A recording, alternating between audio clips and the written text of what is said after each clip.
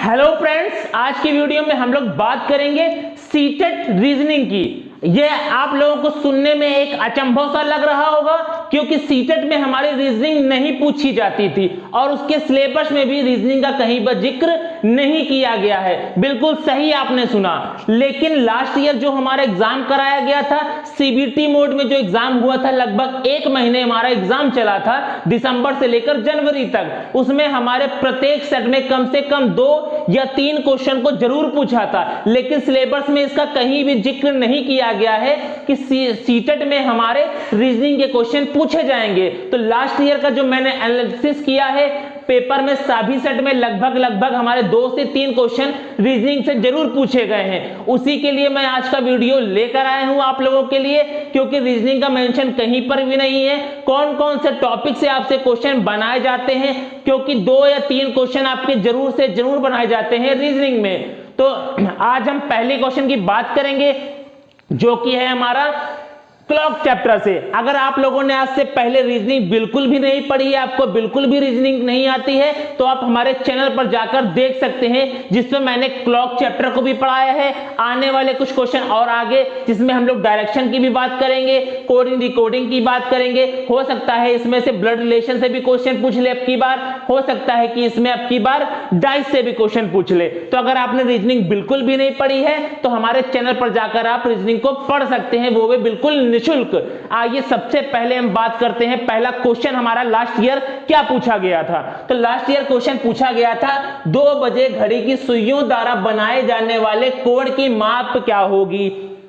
अब ये क्वेश्चन हमारा कैसा है, कह रहा है कि जब हमारी घड़ी में 2 बजता है, अब कौन सा 2 बजता है, पीएम या फिर एएम वाला, इससे मतलब नहीं है। 2 बजता है तो दोनों सुई हमारी 2 होती है, एक minute hand and hour hand. हम सेकंड हैंड की बात यहां पर नहीं करते हैं, सिर्फ 2 सुइयां मिनट हैंड और आवर हैंड की, घंटे वाली सुई और मिनट वाली सुई, इन दोनों के बीच का हमारा कोण क्या होगा जब घड़ी में हमारा 2 बज रहा होगा।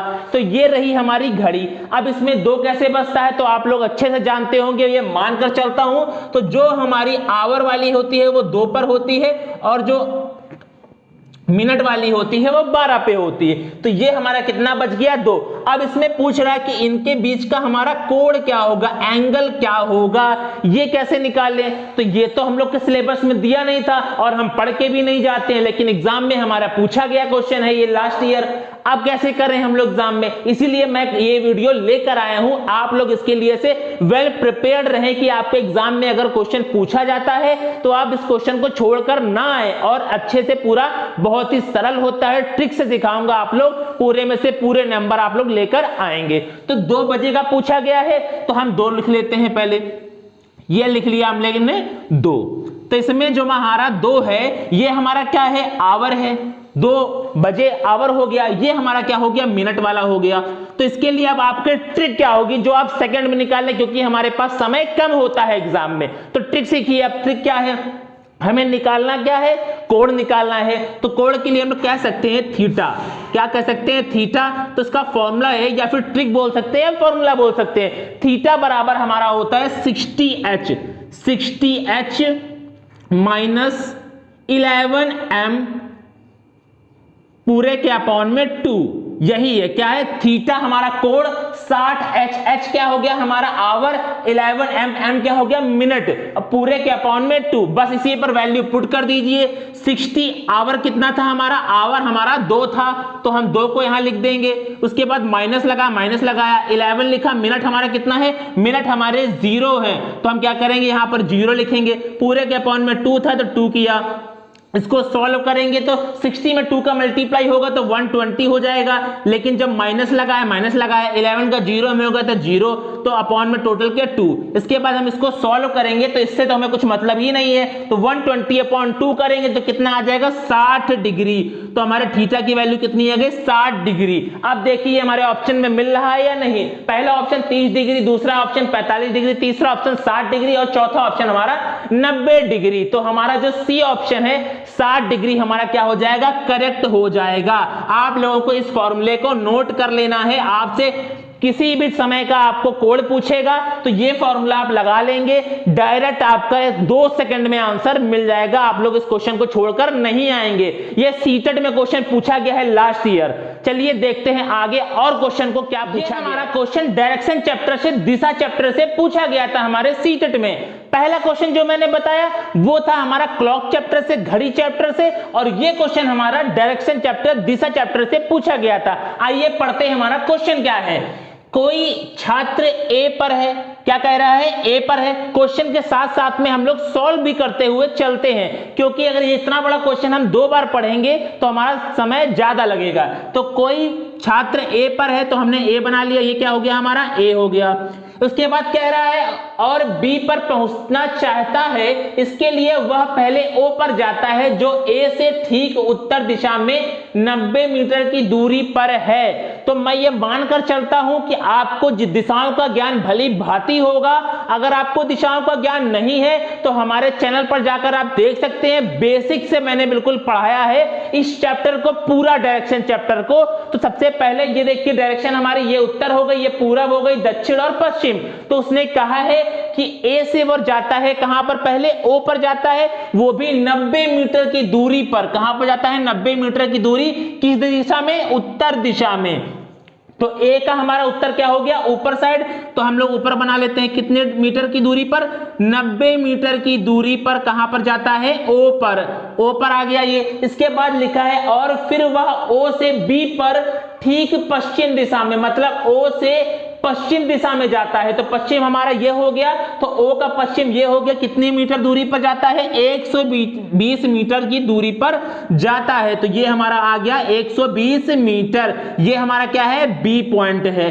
अब कह रहा है कि तय करने में ए की बी से कम दूरी, पहले हम इतना ही क्वेश्चन सॉल्व करते हैं, ए से बी के कम से कम दूरी। तो अब ये पूछ रहा है कि हमारी यह दूरी कितनी होगी, यह दूरी कितनी होगी। तो आपने पहले पढ़ा होगा पाइथागोरन थ्योरम, जिसमें बताया गया था ये हमारा किस तरह का ट्रायंगल बन गया, त्रिभुज बन गया, राइट एंगल ट्रायंगल, जिसमें कहा जाता है ये हमारा क्या है, परपेंडिकुलर हो जाता है, ये हमारा क्या हो जाएगा, ये हमारा बेस हो जाएगा, ये हमारा परपेंडिकुलर, ये हमारा हाइपोटेनस। आपको नहीं पता है तो कोई दिक्कत नहीं, आप लोग ये ध्यान रखिए जो सबसे बड़ी भुजा, देखिए इन तीनों में सबसे बड़ी भुजा हमारी यही है, तो इसी भुजा का हम क्या करेंगे, स्क्वायर कर देंगे। तो हम इसको मान लेते हैं h है, h का स्क्वायर किया हमने बराबर, ये हमारा क्या हो गया, ये वाली भुजा OB वाली, OB का स्क्वायर लिख लिया मैंने, और फिर इसके बाद लिखिया प्लस OA का स्क्वायर, या फिर आप लोग ये कर सकते हैं h स्क्वायर की जगह आप लिख सकते हैं AB का स्क्वायर। अब देखिए आप लोगों के लिए इजी हो गया, AB का स्क्वायर। अब देखिए AB हमें पता नहीं, यही निकालना है। OB हमें पता है, OB पता था, कितना पता था हमारा, 120 मीटर। ये कितना हमें पता था, 120 मीटर हमें पता है पहले से। तो 120 मीटर रखेंगे हम OB की जगह, तो 120 मीटर का स्क्वायर, 120 का स्क्वायर किया, प्लस OA कितना हमें पता है, 90 पता है, तो 90 का स्क्वायर किया हमने, 90 का स्क्वायर किया। इसको सॉल्व करेंगे तो कितना आ जाएगा, 144,000 प्लस इसका करेंगे तो 8100। इसको हम लोग दोनों को ऐड करेंगे तो कितना आ जाएगा, 225 और 00, कितना आ जाएगा, 225 और 00। तो हमारा इसका आंसर, अगर हम लोग AB की वैल्यू निकालें, AB का स्क्वायर की वैल्यू निकालें, तो हमें ये पता हुई, लेकिन हमें निकालनी किसकी वैल्यू है, AB की वैल्यू निकालनी है। तो AB की वैल्यू हमारी कितनी हो जाएगी, 150 मीटर, कितनी हो जाएगी, 150 मीटर हो जाएगी। अब हमको दूरी तो पता लग गया, कितनी आ गई हमारी ये दूरी, 150 मीटर आ गई। लेकिन उसके आगे क्वेश्चन और पूछा गया है कि B के सापेक्ष A की दिशा।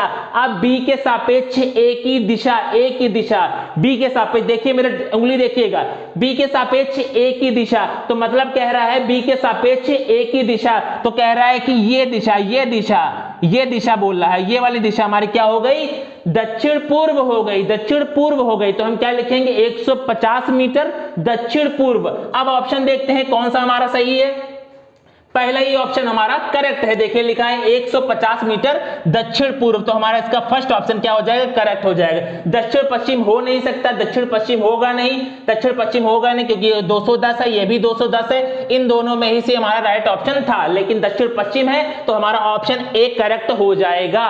तो आप लोग इतने बड़े क्वेश्चन को आप पढ़ते चलिए, सॉल्व करते चलिए। अगर आप लोग पूरे क्वेश्चन को पढ़ना चाहेंगे उसके बाद फिर से पढ़ के आप सॉल्व करेंगे तो समय ज्यादा लगेगा। तो देखिए ये डायरेक्शन चैप्टर से भी आपके सीटेट में पिछली बार क्वेश्चन बना था, अब की बार भी बनेगा क्योंकि सीबीटी मोड है। तो हमारे जो रीजनिंग के क्वेश्चन पूछे जाते हैं, लास्ट ईयर में 2 से 3 क्वेश्चन पूछा गया था। आइए अपना नेक्स्ट क्वेश्चन जो कि हमारा फिर से डायरेक्शन चैप्टर से पूछा गया था, ये हमारे दूसरे सेट में पूछा गया था, लेकिन बिल्कुल सेम ही क्वेश्चन है, बस इसकी क्या कर गई थी, वैल्यू को चेंज कर दिया गया था। आइए करते हैं क्वेश्चन को, ये वाले को।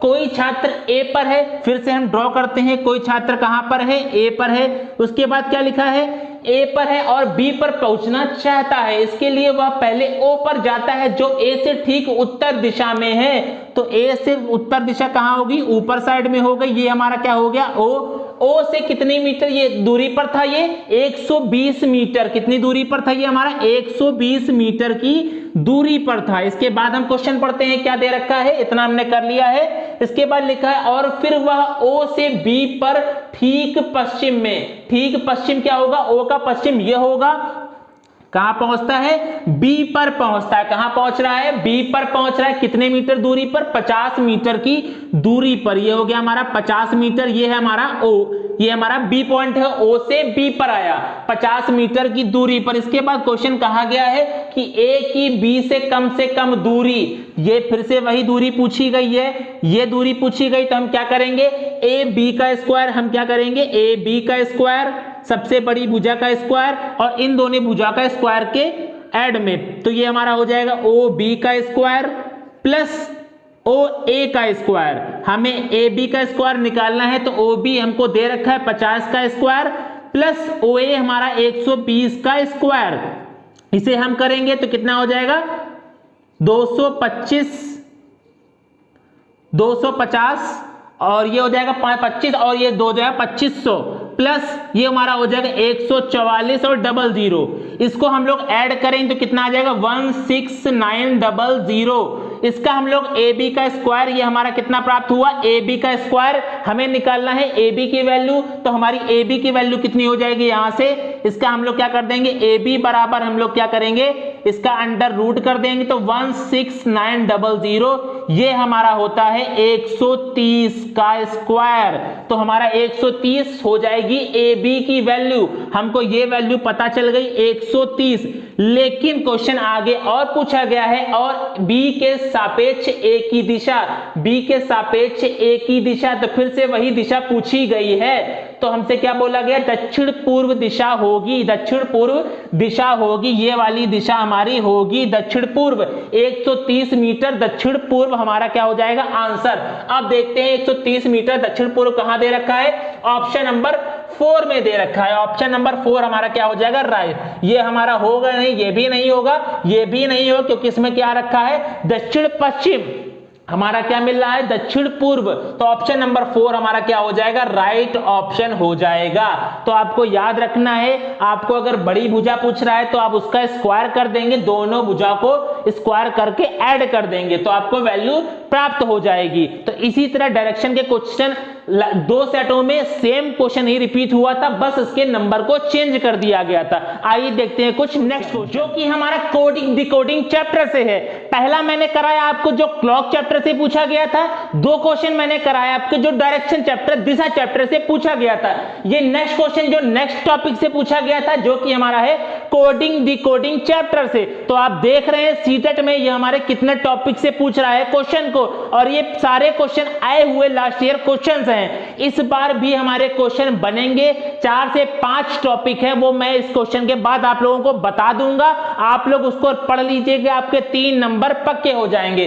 पहले हम करते हैं इस क्वेश्चन को। देखिए यह एक क्रम दे रखा होता है, एक सीरीज दे रखी होती है, आपसे पूछ रहा है कि लास्ट वाला हमारा क्या होगा, 25 EV होगा, 81 EV होगा, 25 VE होगा या फिर 81 VE होगा। तो आप देखिए यहां पर आपका 1 दे रखा है, यहां पर 4 है, यहां पर 9 है, यहां पर 16 है। तो आपको एक चीज अनुमान लग रहा होगा 1 4 9 16 से कि 1 का ये स्क्वायर है हमारा, ये हमारा 2 का स्क्वायर है, ये हमारा 3 का स्क्वायर है और ये हमारा 4 का स्क्वायर है। तो हम ये कह सकते हैं जो भी नंबर यहां पर आएगा वो किसका स्क्वायर होगा, 5 का स्क्वायर होगा। अब देखिए इससे आप लोगों को एक चीज क्या बेनिफिट हुआ, आपके ऑप्शन में 25 इसमें दे रखा है, 25 इसमें, लेकिन 81 इसमें है। तो हमको पता है कि 5 का स्क्वायर ही यहां पर आएगा। तो हमारा 81 वाला हो नहीं सकता ऑप्शन, 81 वाला ऑप्शन हो नहीं सकता।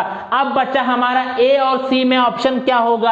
अब आगे फिर से देखते हैं, इसमें लिखा हुआ है Z, इसमें Y, इसमें X, इसमें W। तो देखिए पीछे से अल्फाबेटिकल चल रहा है W X Y Z।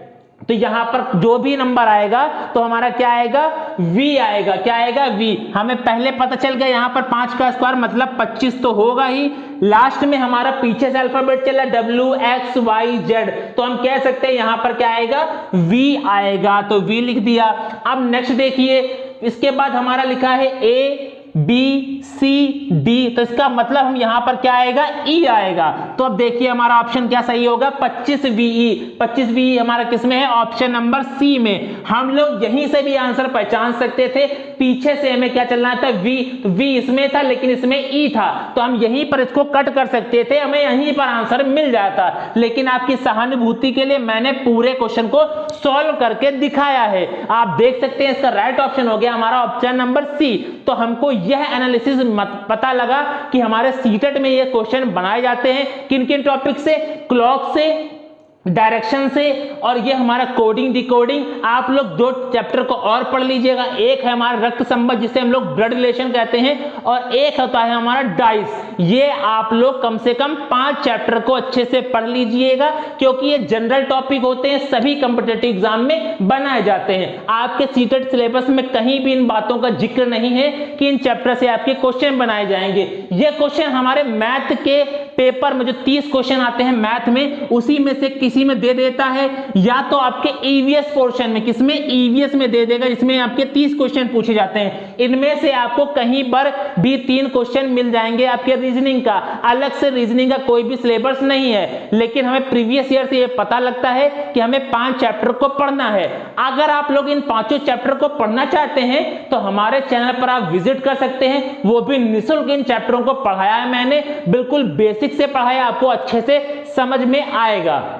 अगर आप लोगों को यह वीडियो बेनिफिट लगी है, अच्छी लगी है, तो आप जरूर अपने दोस्तों को शेयर कीजिएगा। तो आज के वीडियो में बस यही बताना था कि सीटेट में भी हमारे रीजनिंग आती है और कौन कौन चैप्टर से क्वेश्चन बनते हैं, आप लोग जरूर पढ़िएगा।